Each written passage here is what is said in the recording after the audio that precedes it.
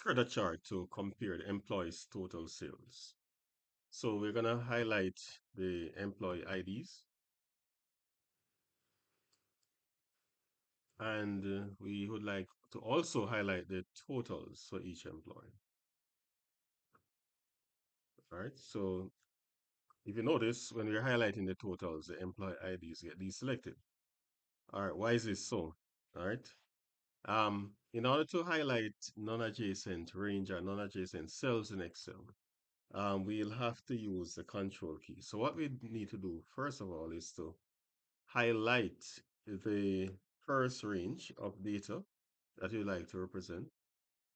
And then we are going to press and hold down on our keyboard the control key. All right. Once you have pressed and hold down the control key, you can then highlight the non-adjacent range or cell. All right, as you can see there. All right, so we would have highlighted A2 to A21, then hold down control and highlight H2 to H21. Once that is done, we can then go ahead and insert our chart. All right, so I'm going to use the column chart in this case. Let's put in a title.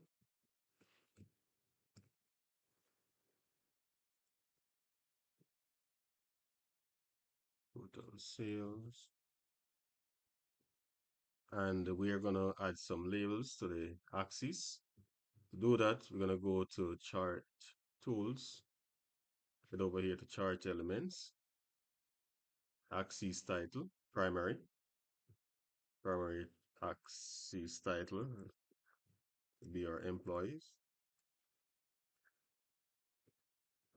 And we're going to go back to Axis Title. We're going to go to the vertical one.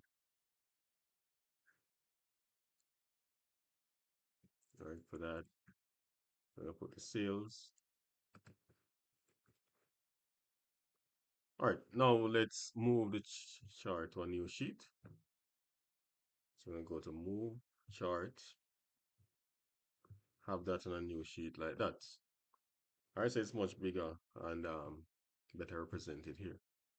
I'm going to double click on one of these bars, and what this will do, it will allow me to change the color of the different bars. I'm going to use quick and easy option. I'm going to say vary colors by points, and as you can see, there's a nice spread of the different colors. Let's create another chart. This time I want to compare the total sales for each week. Again, you need the weeks as well as their totals. Now, in order to select the totals, you definitely have to hold on the control key as you would have done earlier. All right, so on your keyboard, hold on the control key. All right, once you have pressed and hold down the control, you can then highlight the respective totals for the weeks. And then you go to insert and insert your chart accordingly. I'm going to use the pie chart just for demonstration. Let's put in a title. That's going to be weekly sales, and I'm going to label the data based on the slices. So I'm going to add a percentage, and I'm going to position this on the outside end. All right, so once that is done, I'm going to just right click, move the chart to a new sheet. All right, so let's look at how to insert a pivot table. All right, again, to insert a pivot table, we're going to highlight our data, highlight from A1 all the way down to H21. To get to your pivot table, you're going to go to Insert, look for Pivot Chart and Table. I'm going to use Pivot Chart and Table, use that option. All right, the data has been selected. Otherwise, if you did not select it, you could just click on the button here and make your selection of A1 to H21. Ensure that you tick New Sheet and click OK. All right, so now we are being asked to indicate what should be represented on the pivot table. So we want the ID, employee ID, item name, and total.